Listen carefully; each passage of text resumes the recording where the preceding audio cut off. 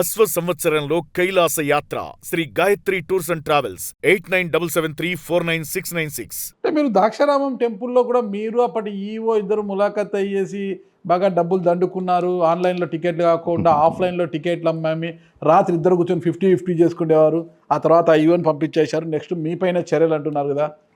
టెంపుల్లో దోపిడీ కావచ్చు, ఈ ఇంటి నిర్మాణంకి బయట నుంచి మీరు కొంత రైల్వే సామాన్ కావచ్చు అదంతా కూడా దొంగలించి ఇల్లు కట్టారు, పెద్ద భవంతి కట్టారని కావచ్చు, మున్సిపాలిటీలో జరిగిన అవినీతులు కావచ్చు, కాంట్రాక్టర్లను బెదిరించిన విషయంలో కావచ్చు, త్వరలోనే విజిలెన్స్కి అప్పచెప్తున్నాం. ఇది ఒక్క 10 రోజుల్లో చెల్లుబోయిన వేణుగోపాల్ అరెస్ట్ కాబోతున్నాడు, జైల్లో ఉంటాడని ఆయన అంటున్నాడు.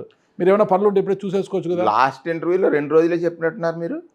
అప్పుడు చెప్పినాడు, అది కొద్దిగా ఎవిడెన్స్ అవి కలెక్ట్ చేయడం 2 days అన్నారు కదా. పోయినసారి 2 days అయింది. లాస్ట్ ఇంటర్వ్యూ 2 days అని చెప్పినట్టు నాకు గుర్తు. 2 days అన్నారు.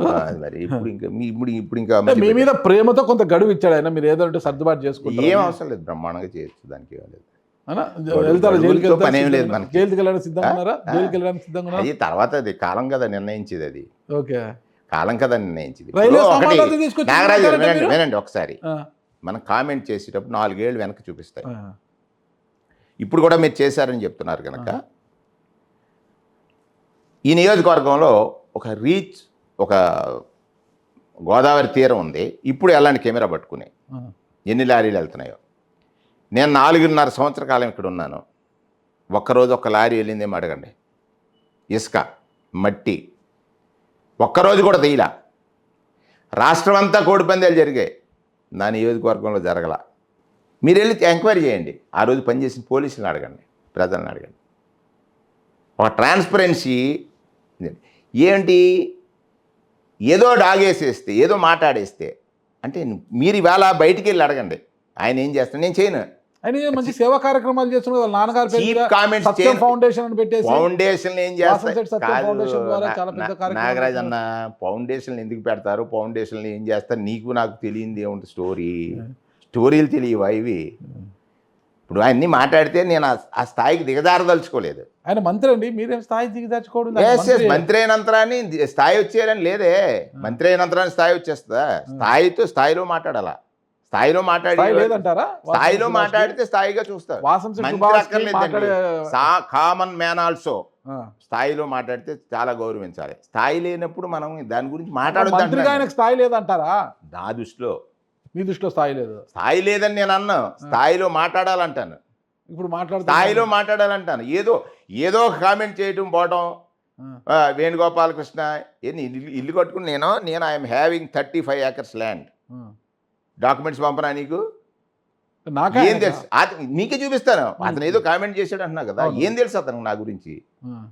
ఏదో మాట్లాడుతాడంటే వింటున్నావు అనుకుని పిచ్చి ఏదో కుర్రాడు జాగ్రత్తగా మాట్లాడుతాడు. నా దగ్గరికి వచ్చాడు, మాట్లాడితే అంటాడు ఏదో అక్కడ ఒక సోషల్ మీడియాని పెట్టుకోవడం, పిచ్చి కామెంట్స్.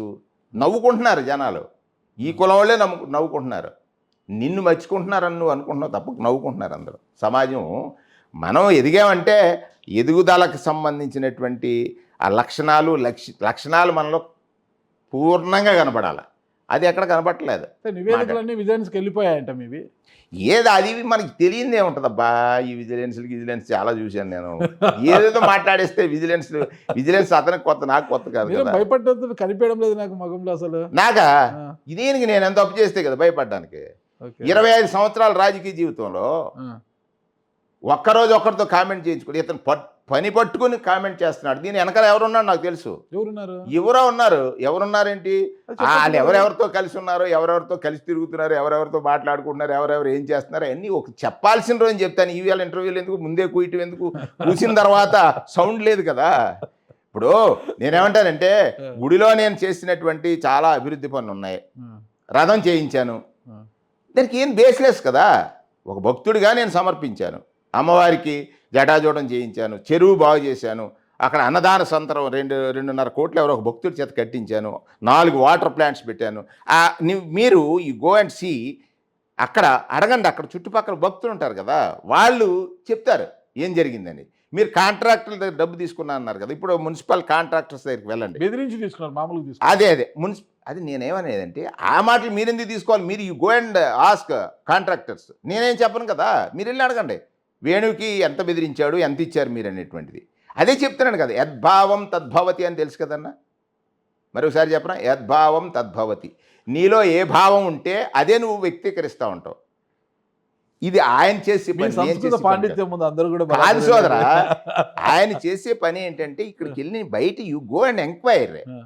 ఆయన కానీ వారి పరివారం కానీ చేస్తున్నటువంటి పనులు ఏమిటో చూస్తే ప్రజలు చెప్తారు కదా బయటికి. నేనేమంటానంటే నీలో ఏ భావజాలం ఉందో అదే నువ్వు వ్యక్తీకరిస్తూ ఉంటావు, ఎదుటి వారి పట్ల నువ్వు మాట్లాడుతూ ఉంటావు.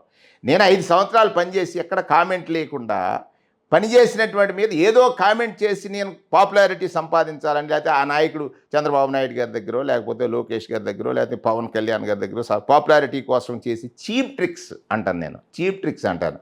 విజిలెన్స్లు, లేకపోతే ఇంకో పోలీస్ కేసులు, రకరకాల మాటలు, ఇవన్నీ రాజకీయ జీవితంలో అన్నీ కామన్. ఇవన్నీ నేనేమంటానంటే ఇక్కడ ప్రజలకు తెలుసు నేనేంటనేది.